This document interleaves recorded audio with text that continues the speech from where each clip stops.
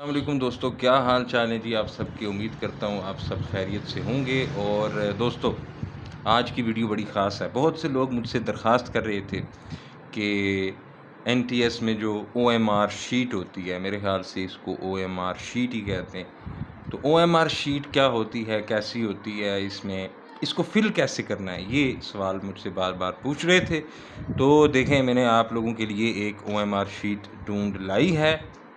یہ کسی بندے کی original O M R sheet تھی جو انٹرنیٹ پہ اویلیبل تھی، تو میں نے اس کے پرنٹ نکلوا لیے، تو اس کو دیکھ لیتے ہیں۔ یہ حصہ جو دکھائی دے رہا ہے، اس میں آپ کا فوٹو لگا ہوگا، ٹھیک ہے جی، آپ کا فوٹو جو ہے اس حصے میں لگا ہوگا۔ یہ حصہ آپ کو دکھائی دے رہا ہے، یہاں پہ آپ کا رول نمبر لکھا ہوگا۔ اس حصے میں پہلے سے آپ کا نام پرنٹ ہوا ہوگا، یہاں آپ کا فادرز نیم پرنٹ ہوا ہوگا، ٹھیک ہے جی۔ یہ حصہ جو ہے یہاں کلر آف یور کوشچن بک، آپ کی کوشچن بک کا کلر۔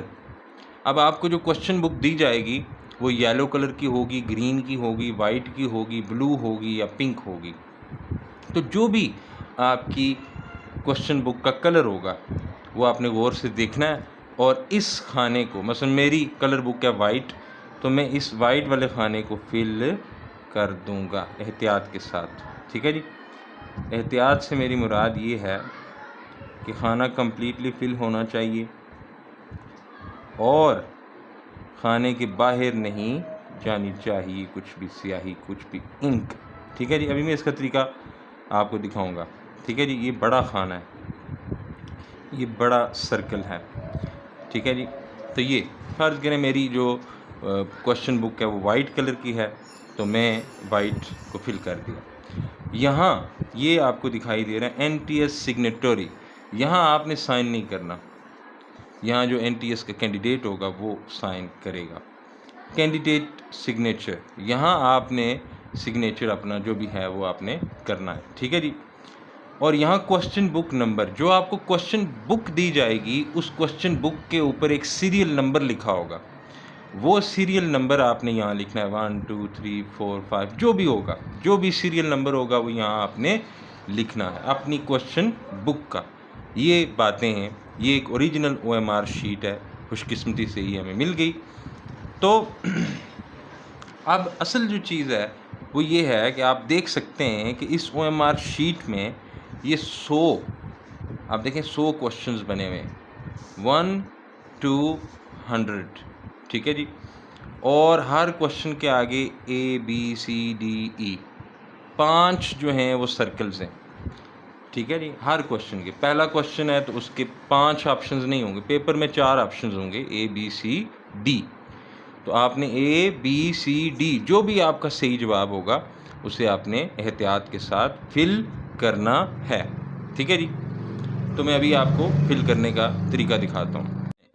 اب آپ یہاں پہ دیکھ رہے ہیں، فرض کریں میں نے پہلا کوشچن بک پہ آپ نے نوٹ کرنا ہے پہلا کوشچن، اور پہلے کوشچن کا آپ نے دیکھنا ہے کیا جواب ہے۔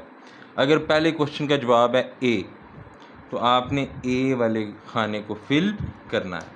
آپ چاہے تو بلیک بال پوائنٹ یوز کر سکتے ہیں، ٹھیک ہے جی، یہ بلیک بال پوائنٹ ہے، اور یہ آپ کے پاس جو ہے وہ بلو بال پوائنٹ ہے، دونوں آپ یوز کر سکتے ہیں، یعنی کہ بلیک یوز کریں یا بلو یوز کریں، اس سے کوئی بڑا فرق نہیں پڑے گا، ٹھیک ہے۔ میں بلیک بھی یوز کرتا رہا ہوں، بلو بھی۔ تو جب آپ پیپر دینے جائیں تو آپ اپنے ساتھ 2 پینسلز لے کے جائیں، آپ اپنے ساتھ بلیک لے کے جائیں دونوں، یا دونوں آپ بلو لے کے جائیں، ٹھیک ہے جی، دونوں بلو یا دونوں بلیک، نیو لے کے جائیں، نئی پینسلز لے کے جائیں۔ دیکھیں نا، اگر آپ بلیک سے فل کر رہے ہیں، ٹھیک ہے، تو آپ نے سارے خانے بلیک سے فل کیے، بیچ میں پینسل خراب ہو گئی تو آپ بلو سے کرنے لگے، تو یہ میرے خیال سے صحیح نہیں ہوگا، ٹھیک نہیں ہوگا، فرق تو میرے خیال سے کچھ نہ پڑے۔ تو آپ 2 بلیک پینسلز لے کے جائیں، یا پھر آپ دونوں پینسلز بلو لے کے جائیں، ٹھیک ہے۔ ایک پینسل اگر رک جائے تو آپ دوسری پینسل سے کر سکیں، ٹھیک ہے جی۔ تو ابھی ہم اس خانے کو فل کریں گے۔ مثلا پہلے کوشچن کا آنسر جو ہے وہ ہمارے پاس کیا ہے، پہلے کوشچن کا آنسر ہے A، ٹھیک ہے جی۔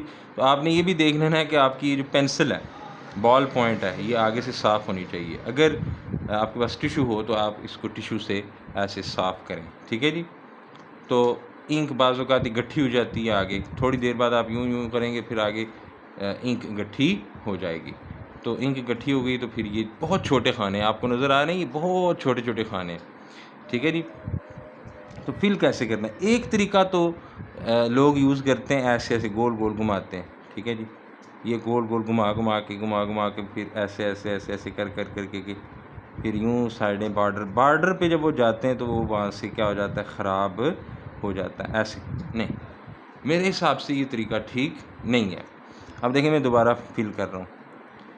تو آپ ایسے گول گول گھما کے اس کو فل کر رہے ہیں. بارڈر پہ جیسے ہی آپ جائیں گے تو کیا ہوگا، وہ آگے پیچھے یا باہر ہو جائے گا.